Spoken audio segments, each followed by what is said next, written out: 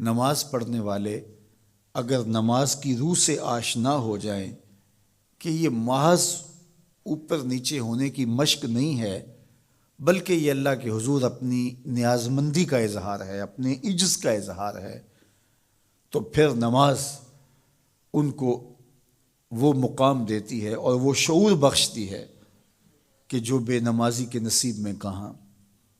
انسان کے اشرف اعضاء اس کے سر میں ہیں، بولنے کی قوت زبان سر میں، دیکھنے کی قوت آنکھیں سر میں، سننے کی قوت کان سر میں، سوچنے کی قوت دماغ سر میں، سونگھنے کی قوت ناک سر میں، اور یہ سر مالک کے در پہ۔ اور زبان سے بندہ کیا کہہ رہا ہے؟ سبحان ربی الاعلی، مالک تو سب سے اعلیٰ ہے۔ اور اپنا رویہ اور عمل کیا ہے کہ اپنی ناک بھی خاک پہ رکھی ہے، پیشانی بھی خاک پہ رکھی ہے، اور باقی اعضاء بھی خاک پہ ہیں۔ تو گویا عملاً یہ بتا رہا ہے مالک مجھ سے نیچا کوئی نہیں اور تجھ سے اونچا کوئی نہیں۔ اور اگر وہ نماز کی روح سے آشنا ہو جائے تو سجدے سے سر اٹھانے سے قبل اللہ سارے اس کے بوجھ اتار دے، اس کے من میں روشنیاں کر دے۔ تو نماز بندگی کا شعور دیتی ہے، من میں چراغاں کرتی ہے۔ اللہ کے حضور جھکنے سے بندہ ایسا بندہ کامل بن جاتا ہے کہ پھر وہ کسی اور کے آگے نہیں جھکتا۔ تو اپنی اولاد کو نماز کی محبت دو، نماز کی ترغیب دو، نماز کی عادت دو اور نماز کا حکم دو، اور ان کی عادت راسخ ہو جائے، طبیعت میں پختگی کے ساتھ نماز کو اختیار کرنا ان کی طبع میں جم جائے۔ نماز ان کی طبیعت میں نظم پیدا کرے گی، ان کو نظم و ضبط کا پابند بنائے گی، اور ان کی صحت کی ضامن ہوگی، اور ان کے باطن کی طہارت کا سبب اور ذریعہ ہوگی۔ اس لیے کہا کہ اللہ کے حضور جھکنا نہ بھولنا اور نماز قائم کرنا۔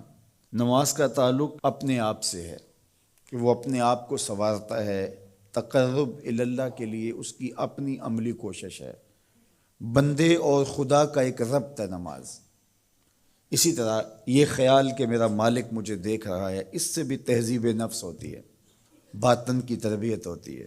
انسان ایک حصار میں آ جاتا ہے، ایک پہرے میں آ جاتا ہے کہ میرا اللہ مجھے دیکھ رہا ہے، اور پھر وہ قدم پھونک پھونک کے رکھتا ہے۔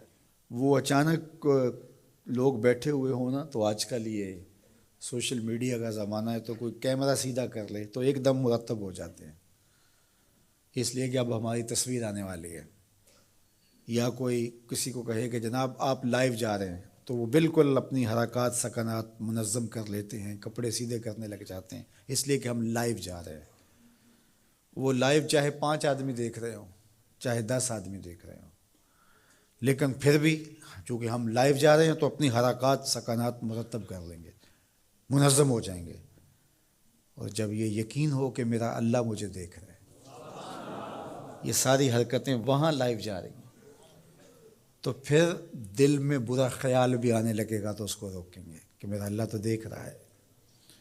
پھر بولی بھی مرتب ہو جائے گی، پھر رویے بھی مرتب ہو جائیں گے، طرز معاشرت بھی منظم ہو جائے گا، آنکھیں بھی نہیں بھٹکیں گی، خیال بھی نہیں بہکیں گے، سوچیں بھی آوارہ نہیں ہوں گی، چاہے آپ بند کمرے میں کیوں نہ ہوں، پھر بھی منظم رہیں گے، اس لیے کہ میرا اللہ مجھے دیکھ رہا ہے۔ تو یہ یقین زندگی کو منظم کرتا ہے۔ تو اس کا تعلق بھی انسان کی ذات سے تھا۔ نماز سے بھی تہذیب نفس ہے، اللہ سے تقرب حاصل ہوتا ہے۔ اب کہا تو خود غرض نہ بننا کہ اپنے آپ کو سنوار لیا اور کافی ہے، نہیں، لوگوں کو بھی نیکی کا حکم دینا۔ وامر بالمعروف ونہا عن المنکر، لوگوں کو نیکی کا حکم دینا اور برائی سے منع کرنا لوگوں کو، یہ مومن کی زندگی ہے۔